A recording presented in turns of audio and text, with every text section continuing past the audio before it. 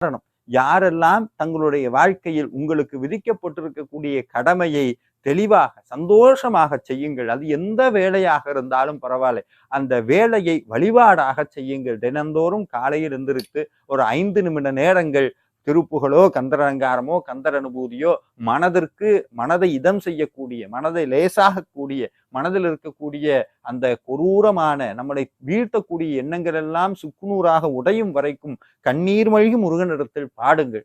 உங்களுக்கு எந்த சுவாமி பிடிக்குமோ அந்த சுவாமி முன்னாடி நின்று உங்களை மறந்து ஒரு 10-15 நிமிடங்கள் பாடிவிட்டு அன்றைய நாளை முழு வழிபாட்டாக முருகனுக்காக செய்யுங்கள். நம்மளுடைய வாழ்க்கை கர்ம வினை எனும் இயல்பினால் ஆனது.